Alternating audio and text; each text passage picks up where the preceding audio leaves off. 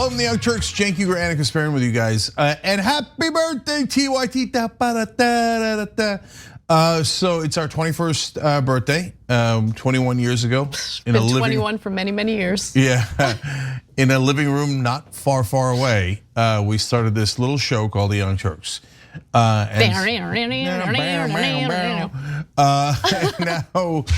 21 or 22 billion views later, here we are. And here you guys are. So thank you for watching. We appreciate it. We got a whole show for you guys after the Young Turks celebration, 2.5 hours. And we'll go over some of the most fun moments in Young Turks and TYT history. We'll have all of our hosts. You guys are gonna love it. But in this show, the 2-hour normal Young Turks show, we have one fact that is among the most shocking I've ever heard. And Anna's less shocked by it, but the numbers are stunning. We have my folks, both people of Muslim background and leftists, being so fragile, it's just bewildering. Come on, please, I'm begging you. Look, anyway, what you need to just keep in mind as we do the show today is unconsensual viewing a thing? Unconsensual viewing. Yeah. Oh, come on, guys, come on. Okay, we'll get to that later. Okay. All right, so that's later in the program. Yeah. And then, by the way, you know we got the tragedy, the massacre we're gonna do first, right? But that's like the least surprising story in the entire rundown. So, without further ado. Let's do it. A deadly rampage at Michigan State University. Run! Prompting an hours-long campus lockdown. Reports of shots fired. Send out an additional alert. Continue shelter in place. The first calls coming in around 8:18 p.m. Within minutes, hundreds of officers swarming Berkey Hall, where authorities say 2 people were killed. The suspected gunman fled to the nearby Student Union building, where police say another person died. 3 people are dead and 5 others injured, some critically, following yet another mass shooting here in the United States, this time at Michigan State University. The gunman later died of a self-inflicted gunshot wound after police were searching for him for 4 hours straight. Now, according to reports, run, hide, fight. Those were the instructions sent to students at Michigan State University in a text message informing them that a shooter was on the East Lansing campus.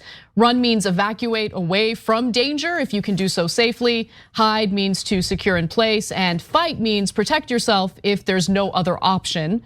So this is where we're at now, where there's even a motto that students get text messaged as a shooting is taking place. 3 people who were killed and 5 who were critically injured in the shooting were all Michigan State University students. MSU interim deputy police chief Chris Rosman confirmed early Tuesday during a news conference 2 of the deaths and several of the injuries occurred at Berkey Hall. And as mentioned in the video earlier, 1 person was killed at the MSU Union, Rosman said. Now, the university police have identified the students who have died as a result of this mass shooting.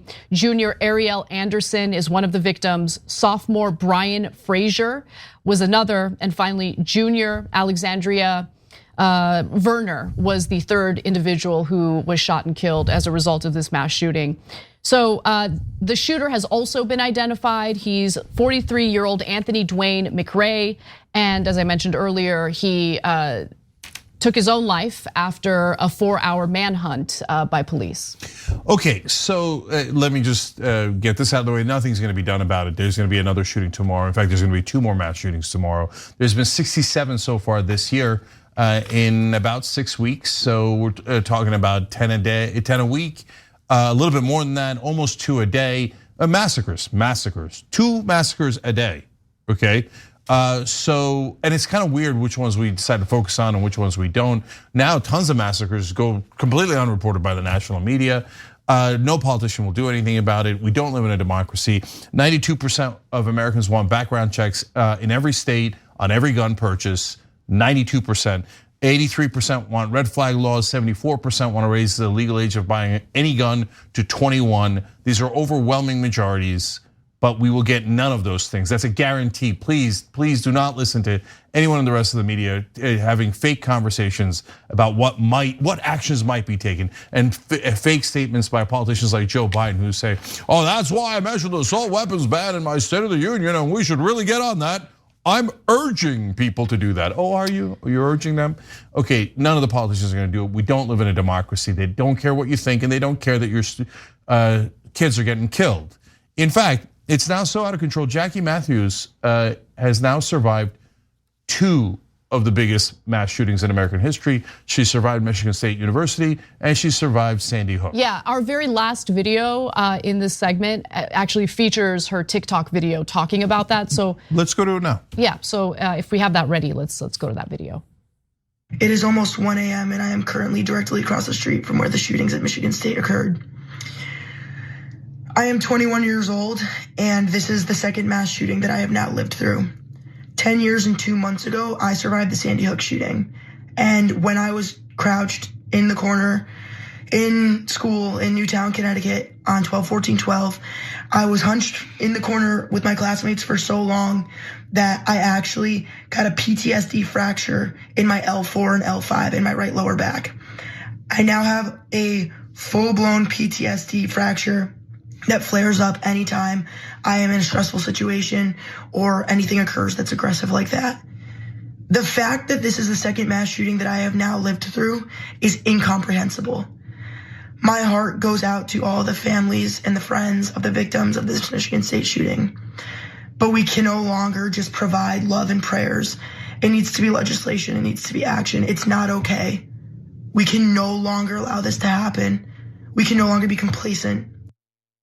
And the Sandy Hook shooting left 26 people dead, including 20 children and 6 adults. But she wasn't the only one who was victimized by multiple mass shootings. Several students on campus Monday had come to MSU as survivors of the November 2021 shooting at Oxford High School in Michigan. In an interview with WDIV TV, Andrea Ferguson, the mother of an Oxford graduate, said her daughter had started studying at MSU in January. So the shootings have become so common that people experience the mass shootings more than once in their life. And the Parkland massacre happened almost 5 years to the day, just one day after the Michigan State shooting. So they were set to commemorate it today, and lo and behold, another massacre happens the night before. Of course, they're going to be on the same anniversaries. There's so many massacres in America, a whole bunch of them are going to fall on the same day. So Cenk, look, and understand that I obviously want something to be done, right? But at this point, I don't know whether legislation is gonna stop it. Like, I'm just keeping it real. There's so many guns. And the one thing that is true is for people who wanna break the law and obtain guns or carry guns illegally, they're gonna do it, as was the case with this shooter, right? He had been prosecuted for illegally carrying a gun, concealed carry. He served 1 year of probation as a result of that, and proceeded to obtain guns illegally. No, it does. The illegal stuff doesn't look. Guys, first of all, Anna's right about the number of guns. Obviously, 120 guns for every 100 people in America. If you're living outside the country, you know that that's the craziest thing you've ever heard. No country's anywhere near that. We almost have as many guns in America as the rest of the world combined. We're in a nonstop shooting gallery. So, Anna, number one on the laws. Well, it's a good place to start, right? Can we at least, the reason 92% of Americans want background checks is because can we at least know who the criminals are, right? I mean, it's like the bare minimum for tracking the guns, right? And even conservatives, Republicans, gun owners, NRA members, they all say, yes, we want background checks. But only one entity says no, gun manufacturers. So we can't have it because they bribe all the politicians. So it'd be a nice start. It'd be nice to have red flag laws, take away guns from maniacs, who have people who have shown a propensity to crime, violent mental illness, etc. No. So that's number one. Yeah. So I don't want to give up on that. No, look, I know Cenk. it's nearly impossible, but I don't want to give up on it.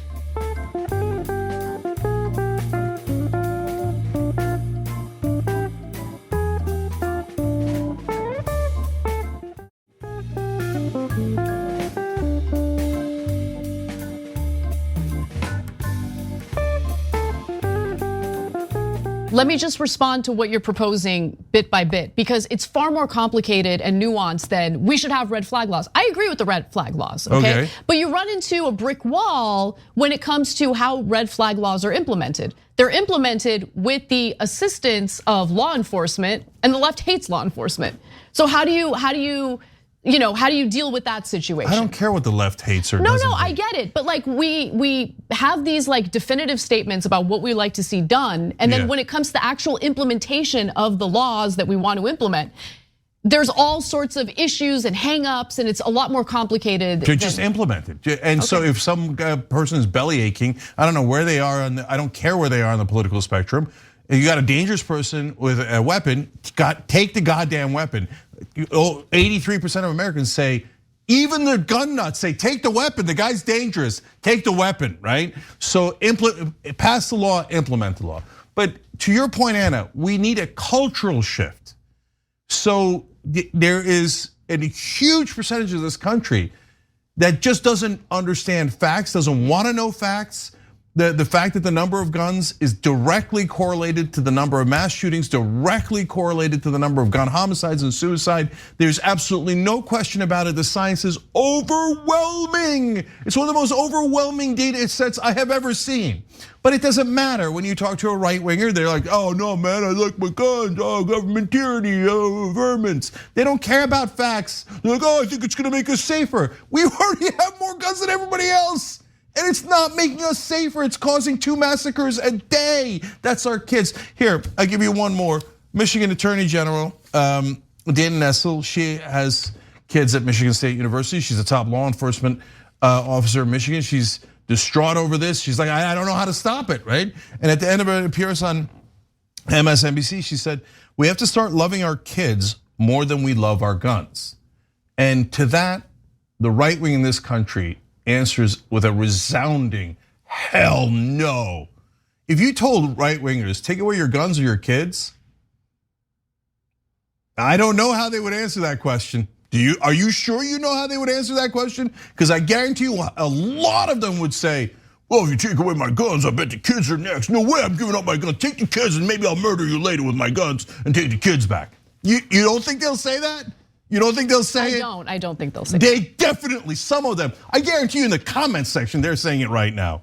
So anyway, you think the guns are Republicans and right wingers who are so obsessed culturally with guns, they've equated with masculinity. So I'm not talking about the penis jokes and you feel, not as manly, whatever. No, I'm talking about they think if you don't own a gun, you're not a man. If you don't shoot yourself in the toe or somewhere else with a gun, you're not a man. And so it's ingrained into the culture. And so we have to fight back against that. But no one is willing to do that with me. I mean, because then you're gonna say, oh, you're offending people. You can't offend people. Oh. Cenk, in the same breath, you mentioned how the vast majority of Americans, which obviously includes Republicans, want common sense gun reform like background checks. And then you simultaneously make blanket statements about Republicans being so obsessed with their guns that they prefer their guns over their children. Okay, great point. That gets to nuance. So on assault weapons, for example, it's 50 to 45. 50% of the country say ban assault weapons. So a plurality of majority, barely, okay? And so, but 45% of the country says, no, assault weapons that rip through kids, that rip through human beings, meant for warfare, not meant for hunting. Love them, gotta keep them, value it more than the kids. That's a fact, that's a fact. So hey, those assault weapons are meant only for murder. I value them more than the kids. They're killing kids every single day with those assault weapons. Don't care. I like my hobby, I like my hobby. I don't feel as manly. Look guys, I get it. You live in the rural areas, you want protection. I get it. These days you live in urban areas, you want protection. I get it. And so a lot of it is nonsense, protecting against government tyranny. You're not gonna fight them in the woods, wannabe Rambos and stuff like that. I know, especially as we're in an ocean of guns, you feel unsafe. Absolutely. I totally get it. But at the same time, the ocean of guns is what led to the lack of safety in the first place. So more guns is definitely not going to solve it.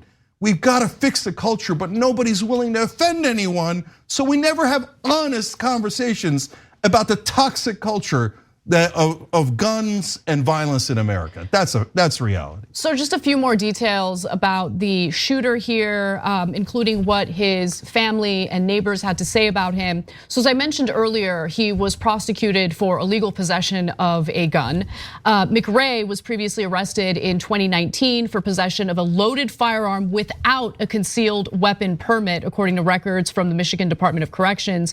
In June of 2019, he claimed to police that he left home to walk to a store to buy cigarettes and feared for his safety, so he took his gun. He pleaded guilty to the weapons violation, but did not serve prison time, records show. He was placed on probation in October of 2019 and successfully discharged in May of 2021.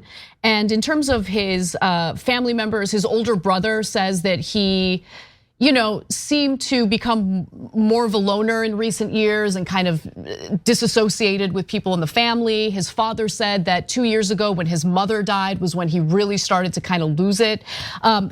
Neighbors of his also said that he was a hellraiser. That was a phrase used in reference to the shooter who practiced target shooting out his back door and has a recent history with firearms, which I described to you earlier. So, to your point, I do think that there are common sense things we can do. So if someone's shooting his gun out of his back door like that and being reckless, we gotta be super careful to make sure that this person doesn't have possession of these guns. Clearly he's obsessed with shooting the guns. Clearly he's, for whatever reason, something's going on with him mentally. But yeah, I mean, these stories, covering them is a responsibility because people should know what's going on in the country. But you're right, I don't wanna lie and pretend like anything's gonna happen or anything's gonna change after we cover this today. Yeah, no chance, 0% chance. So everybody who's saying with good intent, we can't bear this anymore and it's gotta change and we've gotta take action. Understand, you don't live in a democracy. Everything in America is about bribery. And by the way, even progressives in Congress don't understand that. They say, money in politics is the most important issue. Then they don't do anything about it. If you don't fix the bribery, they're just gonna keep taking bribes. And guys, that's why, that 45% who are clinging to their assault weapons, etc., that's a cultural issue and we have to fix that. But the rest of it, where yes, even Republicans who I say are crazy and believe in QAnon and all, just imagine the craziest Republican you've ever met. And they're like, no, we should have background checks. Even they're not that crazy. The only people that are that crazy are the politicians being bribed by them. They're not crazy, they're being bribed by the gun manufacturers and the NRA. But no one on television, no one in Washington will say it because they're afraid of offending their colleagues. It's not just this issue, it's every issue. But yes, this corruption literally gets us killed. Let's take a break. When we come back, we have some incredibly important updates on what happened with the train derailment in East Palestine, Ohio. That and more coming right up.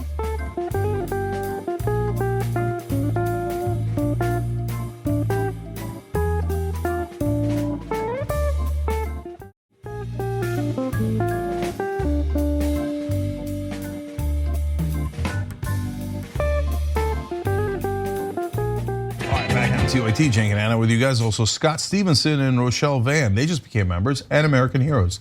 We appreciate it. Hit the join button below if you can on YouTube. Everybody else, tyt.com/join. Casper. Let's do it. Residents within a 1-mile radius of the derailment were ordered to evacuate immediately. Resident Melissa Henry recalled the moment she knew she had to leave with her son. It smelled like really strong paint thinner, and then his eyes turned like bloodshot and he started coughing, and I was like, yeah, we're leaving. After a controlled release of the toxic chemical from 5 of the derailed train cars, local officials consulted the Environmental Protection Agency and lifted the evacuation order on Wednesday. There are new questions about the safety of the air and water in East Palestine, Ohio, following the derailment of a 150-car train carrying hazardous chemicals on February 3rd. Now, on February 3rd, about 50 cars of the Norfolk Southern train went off track in Ohio, causing a days-long fire in the area. 10 of the 50 derailed cars contained hazardous chemicals, including vinyl chloride, something we talked about on the show before. which were among some of the combustible liquids that authorities feared could set off a major explosion. The rail operator, Norfolk Southern, carried out a controlled burn, which is what you see on screen right now. And they did this in order to avoid an explosion. Although there are some concerns that this was a bit of a shortcut. They could have potentially done a different method of transferring the chemicals onto different train cars instead of just doing a controlled burn, which of course releases these toxins into the air. But for some people who live in the area of this derailment, they're not necessarily buying what they're hearing from the EPA. The EPA says that they've been doing tests of the air and the water, and they say everything's fine, everything's safe. But they're experiencing something a little different, including burning eyes. They're noticing dead fish in the creek. And one hazardous materials specialist told WKBN, quote, "We basically nuked a town with chemicals so we could get a railroad open." So that's referring to the so-called controlled burn, which releases the toxic chemicals into the air. The Ohio Department of Natural Resources said the chemical spill resulting from the derailment had killed an estimated 3,500 small fish across 7.5 miles of streams as of Wednesday. But the state EPA says they're going to continue monitoring, and so far they have not found unsafe levels of chemicals in the water or in the air. So this is part of the problem with the culture of corruption, because I used to trust the EPA. Now I'm not at all sure. So the Department of Transportation, I don't trust at all, run by Pete Buttigieg, absolute lover of corporations. I mean, Jesus, the airlines and the trains are an enormous disaster in this country. He hasn't fined him $1. He's a joke. He's a joke. They're like, oh yeah, he's looking into it now. Oh, is he? Guys, he didn't even release a statement about it for 10 days, nothing. Absolute silence about it. And it wasn't until the right wing got on his case recently that he finally put out a tweet or two about it. And so, come on. And so look, I'm gonna give credit here to The Lever, who's done brilliant reporting on this. That's David Sirota's organization.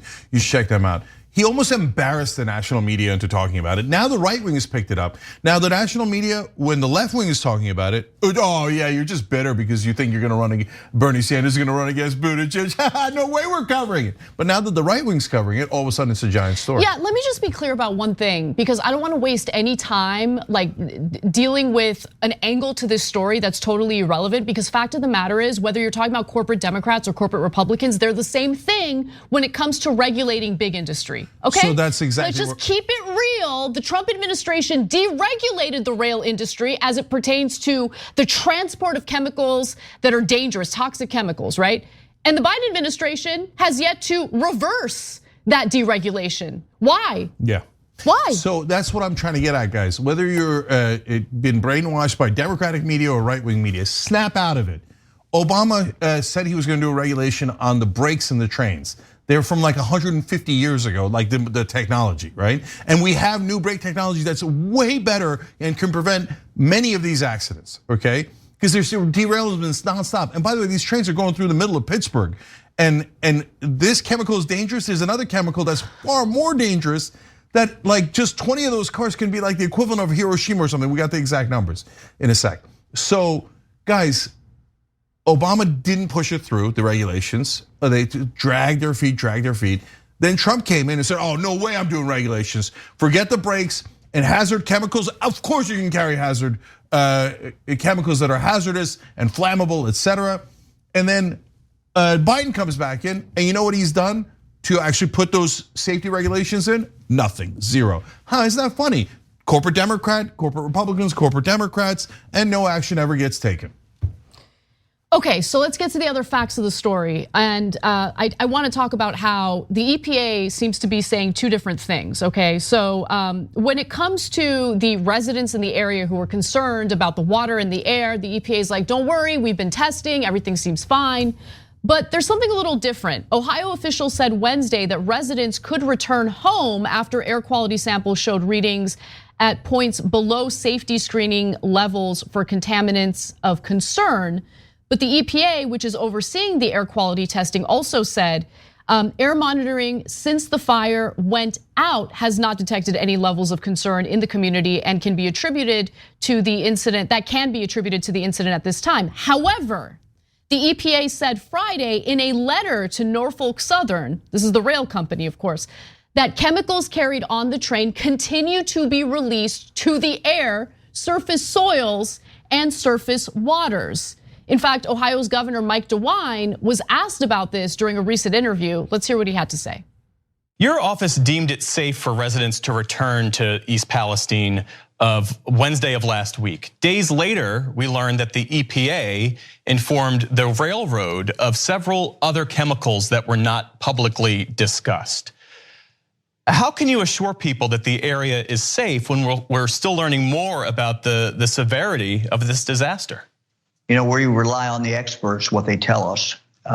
We continue to monitor the air. We continue to monitor the water.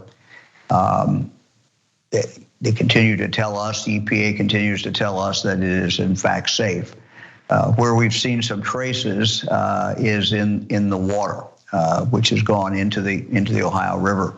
Again, the experts tell us that it is such a small quantity that we really should not worry about it.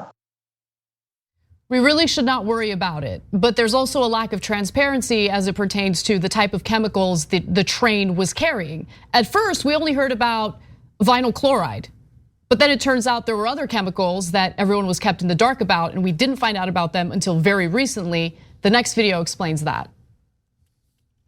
The city lifted the evacuation order on February 8th and assured residents that extensive testing shows the air and water are safe. But officials have yet to release a complete manifest of what was aboard the train.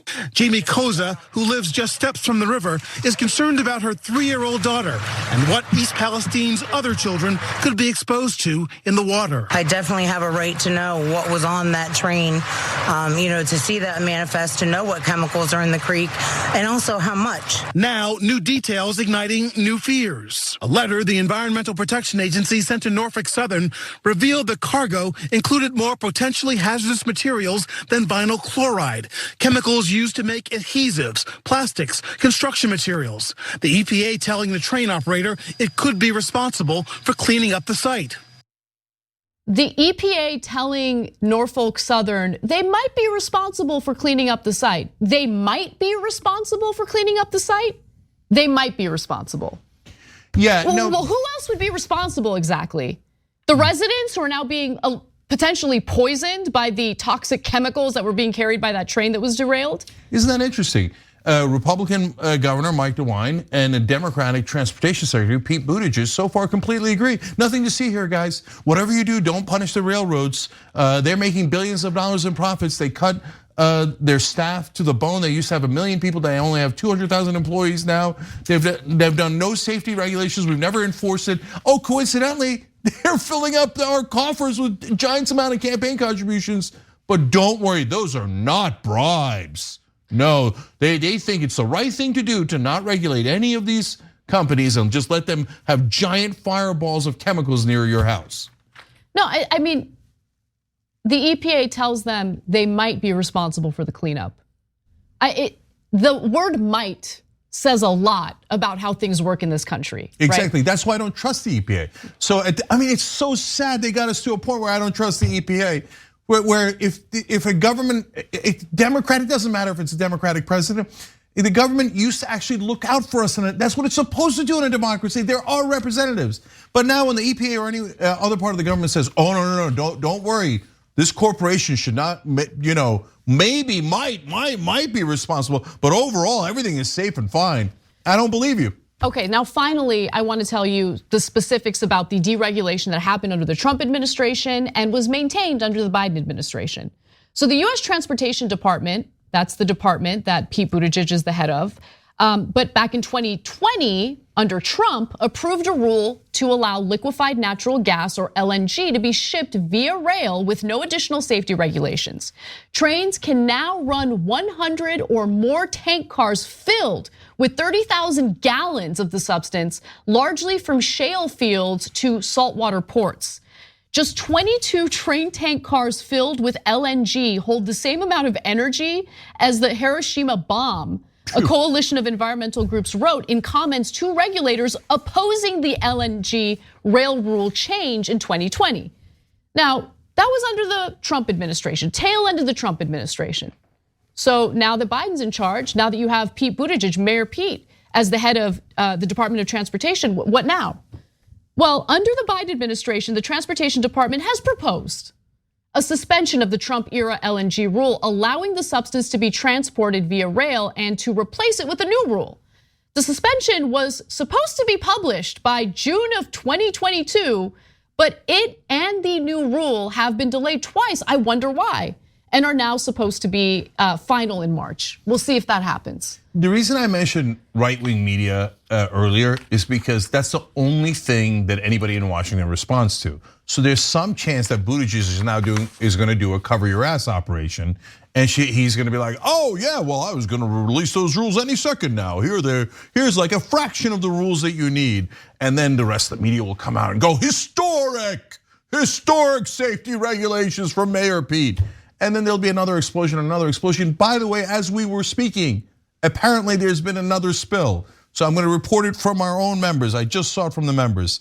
Earl wrote in, hey TYT, breaking news. I got a hazmat warning 20 minutes ago saying not to leave the home, not to breathe the air, not to run any AC. Incident happened a mile from my home, kind of nervous. I'm totally serious here. I know because Cat Daddy 23 wrote in on Twitch. Don't know how much reporting there's going to be because it just happened, but there's a chemical spill in Tucson, Arizona. So bad hazmat's been sent and the people in the area are being told to shelter in place, turn off anything that takes the air from the outside and puts it inside. Guys, corporate rule is squeezing us and squeezing us. Now there's like trains and explosions going off everywhere, mass shootings. The whole country's falling apart because we can't ever touch a corporation. They could do anything they want. They can create any kind of mayhem, damage, murder, you name it. I mean, we did a story with PG&E the other day where the company was convicted of manslaughter and none of the executives went to jail.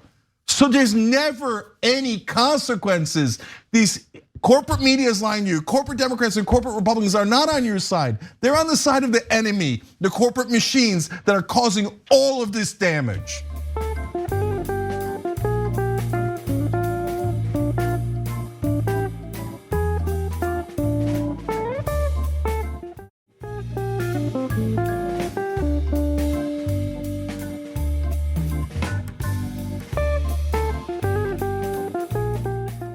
Well, let's get to what the Republican response has been because they have spun this in ways that really should blow your mind, right? Because it's not about deregulation for them. It's about companies being too woke, apparently.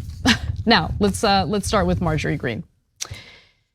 Daily National Embarrassment, Marjorie Greene, has decided to blame the East Palestine, Ohio train derailment on lazy Americans who are contributing to the labor shortage. Now, of course, that has absolutely nothing to do with the trail derailment, which I'm going to debunk and give you the details of in just a moment. But before we do, why don't we dive into Greene's insane Twitter thread where she writes, our nation's rail system is a very critical part of our supply chain and the integrity of our railroad tracks and all of its working components and gears must be maintained. Then she pivots to this. With labor shortages, that can also be a difficult task and take longer to accomplish to be safe. She elaborates more on the labor shortage. Not only do we have a shortage of people, we have a shortage of good values. That's what's causing this, you moron. Please spare me anything you might have to say about good values, Marjorie Greene. But let me continue reading what she had to say about this. And hard work is one of the most important good values America is losing or has lost. Think about this. How many kids do you hear say they want to be a train engineer when they grow up? I don't know. I mean, if kids are paying any attention to the news, they'd know that people who work for these major rail companies can't take a single day off without being retaliated against because the rail companies have laid off so many of their employees. They went from a workforce of 1 million employees to only 200,000. You know why they did that, Marjorie Greene? To maximize their profits. It had nothing to do with people refusing to work, but let me continue.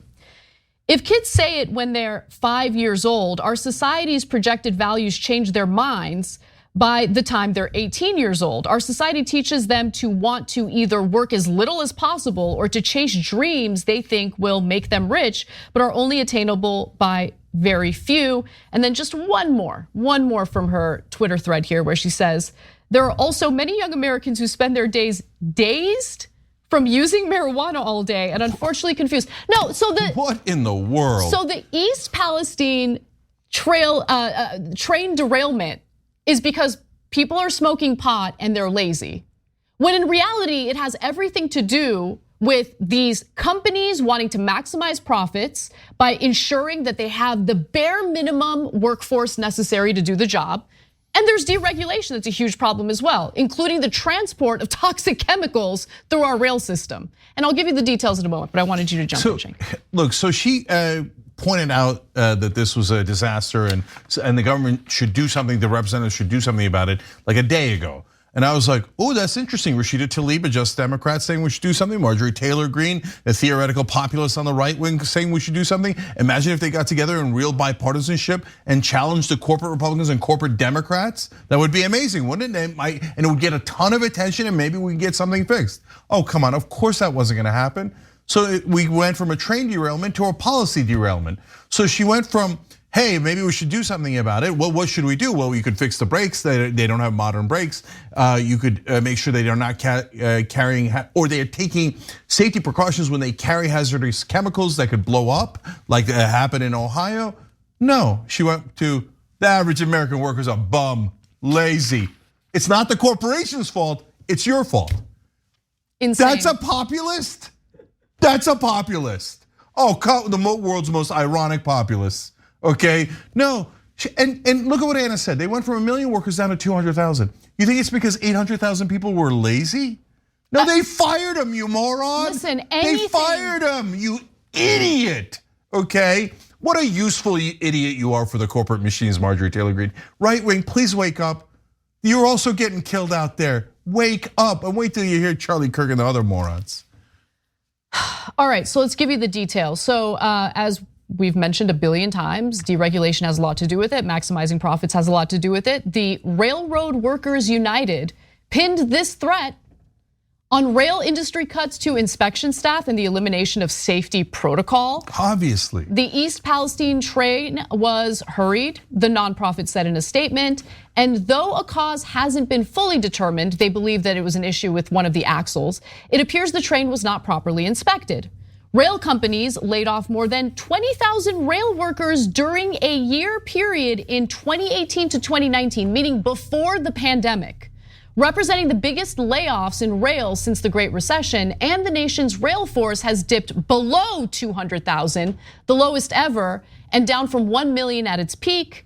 Finally, I want to read this quote because it's from a former Norfolk Southern freight engineer who says, "They have cut the hell out of the workforce, and there are big plans to cut it further. Just because the rail companies are profitable doesn't mean they're healthy. In fact, if they're highly profitable, there's a good chance they're not healthy because in order to maximize those profits, they lay off workers that they obviously desperately need in order to ensure that the safety protocols are met." Okay, guys, we're not saying that the trains shouldn't be profitable. We're saying they don't need to have the massive margins that they have now. You can use some of your gigantic profits on safety protocols, which by the way, it's not you can, you must do that. In a sane society, we would require them to do that. Otherwise, not only is the potential harm to you guys, the fish are dead in East Palestine. A lot of the pets are sick. People are coming down with rashes, etc. already. Of course it's gonna damage you guys. But not only does it damage your health, but now the government, i.e. your taxes, have to pay for their disaster. That's their cost, that's not our cost. Why do we have to pay for it? Right wing, why do you have to pay for it? Because there's corporate rule in America and they're crushing us. Please wake up. Let's take a break. When we come back, we'll give you more Republican reaction, including insane commentary from Charlie Kirk and JD Vance on this matter. Stick around.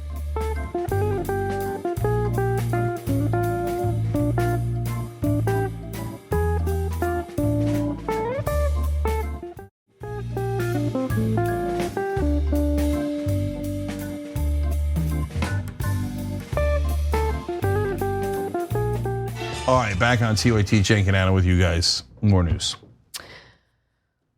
All right, well, Marjorie Taylor Greene and conservatives like her have decided to lean on an anti-woke narrative or an anti-worker narrative to essentially deflect from the fact that deregulation is what led to the train derailment in East Palestine.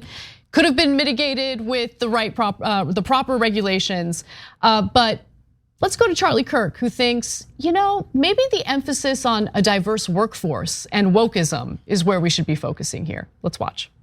Dangerous. They know that it is actively poisoning the citizens of Eastern Ohio. So why is it that they kind of shrug their shoulders and they say, yeah, okay, whatever. It's very simple. It's because the war on white people continues. The war on white people continues. Okay, now let me just note that East Palestine is in Ohio, of course. Last time I checked, Cenk, let me know, I could be wrong. Lawmakers in Ohio, are they left wing?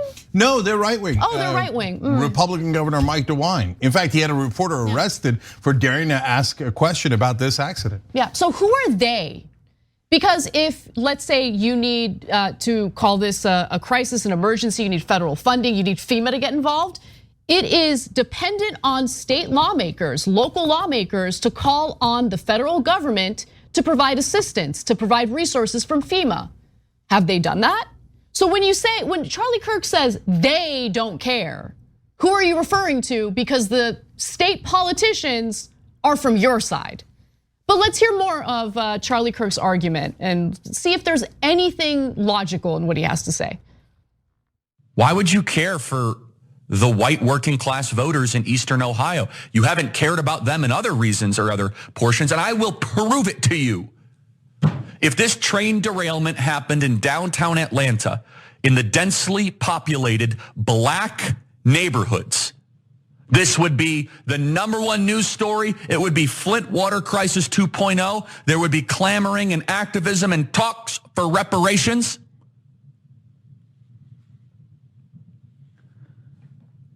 And Buttigieg, meanwhile, is out there saying, listen, while this derailment is happening, while the act of poisoning is happening, he's saying, look, the problem is that workers are too white. Buttigieg has never uttered the words, the problem is that the workers are too white. Not once. Buttigieg did fail in addressing this serious situation because he didn't say anything for 10 days straight, and then gave a speech where he talked about the importance of a diverse workforce, which I have no problem with the diverse workforce. But you got to address the lack of regulation that led to this disaster in Ohio. Yeah, guys, so what is this? It's a smokescreen. So Charlie Kirk is paid by giant billionaires and corporations, etc., to create smokescreens like this. So when a corporation screws up and their chemicals poison your neighborhood, they send in Charlie Kirk to go, identity politics. It's because you're white. That's why they're doing it. Mike DeWine, the governor of Ohio, is white. Joe Biden is white. Pete Buttigieg is the whitest man in America. What are you smoking? I don't know if you're this naturally stupid or if you get paid to be this stupid. But they're trying to distract you even on this. When the issue is, did they do safety on a train that got derailed? He somehow turns it to identity politics. Right, which divides the country. And that's his bread and butter. He loves it, right? The deflection from, honestly, a class-based issue to a race-based issue that's manufactured by someone like Charlie Kirk only serves to divide the country so we fight each other as all the corporate goons and all the millionaires and billionaires continue to get their way, continue to bribe our politicians, continue to get subsidies, deregulation, everything that allows companies like Norfolk Southern to get away with what they got away with this train derailment. Go ahead, Cenk. So one more thing before we get to more clips. So he says, if it was in Atlanta, it'd be the #1 news story. It's been the #1 news story on TYT since it happened. We had David Strode on the main show to talk about it. We've featured his articles. I've tweeted about it nonstop. I don't know how many stories we've done on it. I don't know that anybody's done more stories than we have. So wait, his explanation is it's the leftists who hate white people. Well, then why have we covered it more than anyone else? Let me give you an alternate explanation, see, and then you judge which makes more sense. Corporate Republicans, corporate Democrats, and corporate media didn't cover it because they're covering corporate ass. 100%. Okay. And the left covered it because we're like, will you please do safety regulations to protect the citizens so those good people in Ohio don't have to worry about health for their kids and their families and all the things that they're going through right now. Please do. Regulation means laws, like don't rob people, don't kill people, and don't stop doing inspections because it'll cause train derailments, right? But nope, Charlie Kirk's explanation is Joe Biden and Buttigieg, who are both very white, hate white people. Okay, you be the judge as to which explanation is more logical. No, also my favorite part of that last video we showed you was how he's like, I'll prove it, I'll prove it. So I'm gonna do a thought experiment now where I make up a scenario. That's not proof. I'll give you some proof though, Charlie, like since you allegedly like proof, right? I remember when that disastrous hurricane struck Fort Myers, Florida, which I visited Fort Myers several times on family vacations. I have family in Florida. Love that place, devastated over what happened there. I also know that it was majority white. And guess what the federal government did immediately when that hurricane struck? Joe Biden provided the relief money, just resources pouring into Fort Myers, Florida, as it should be. Okay, it wasn't about race, it wasn't about Democrats versus Republicans, it was about doing the right thing. Okay, but it's interesting. I didn't hear any crying or whining from Charlie Kirk or any garbage about this manufactured race war that he's constantly going on about when it came to Fort Myers, Florida. Now it's up to the local politicians in Ohio to call on the federal government to release resources so they can deal with this situation appropriately. Have they done that? Because I haven't seen that yet from the Republican lawmakers in the state of Ohio. By the way, this is all over Fox News. I've now seen several segments where they're like, oh, is this political? Are the Democrats doing this on purpose? Fox News, all of right-wing media, that's another smokescreen. They never once in any of those segments said, hey, I wonder if it was a safety issue. I wonder if they shouldn't carry really dangerous or carry the chemicals that are very hazardous, but have more precautions so they don't blow up into giant mushroom clouds over Ohio. Right. No, never mentioned. Is it because they hate white people? Is it because they hate Republicans? It's the Democrats' fault. It's Biden's fault. Fine, let me. And by the way, it is Biden and Buttigieg's fault. Look at us, we're actually honest, because they're not regulating them because they take money from the same guys. They have not reversed the deregulation that Trump implemented for the rail companies in 2020. They said they would, they haven't yet. That's a huge problem. They deserve criticism for that, okay? But I mean, turning this, it's all intentional. It's all meant to distract you. It's all meant to provide cover for the deregulation, for the profit maximization that these companies engage in. How do you go from 1 million employees at its peak to under 200,000 employees in an effort to maximize profits and claim that that has nothing to do with the insane number of train derailments that happen on a regular basis now, right? This isn't the first one. This is the one that's getting a lot of attention because of how disastrous it is, but it happens all the time. Anyway, I do want to go to one more video, and this one features Ohio Senator J.D. Vance. Let's hear what he has to say.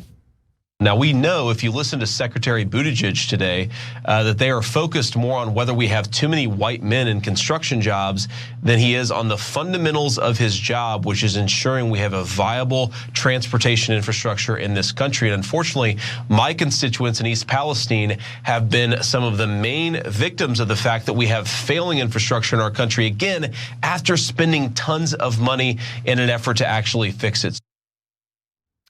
J.D. Vance, a senator from Ohio who spoke about the disastrous train derailment in East Palestine 10 days after it happened. Okay, that was the first time he had actually addressed it publicly, but purports to care about it so much.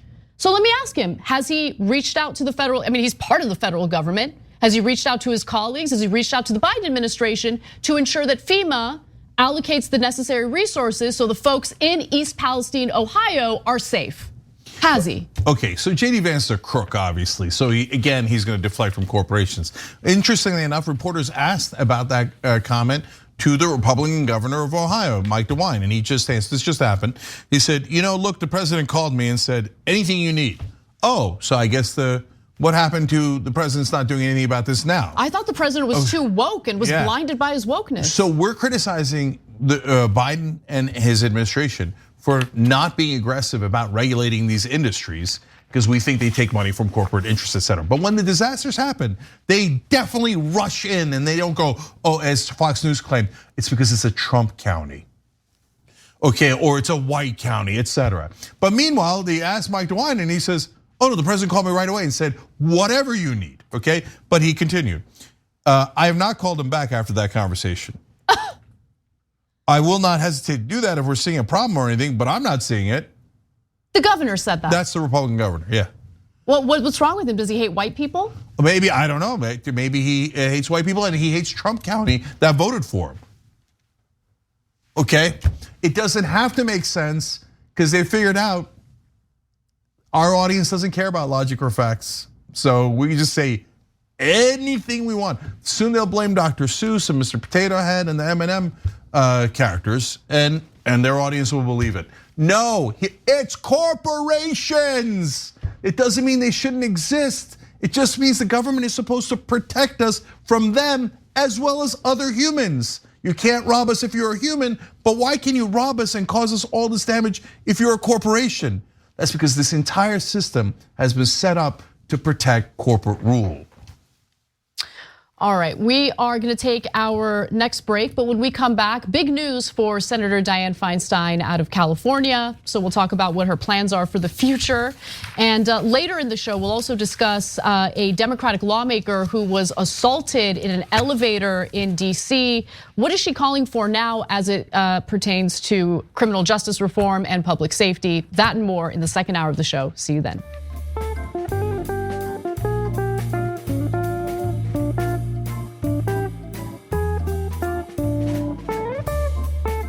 Thanks for listening to the full episode of The Young Turks. Support our work, listen ad-free, access members-only bonus content, and more by subscribing to Apple Podcasts at apple.co/TYT. I'm your host, Cenk Uygur, and I'll see you soon.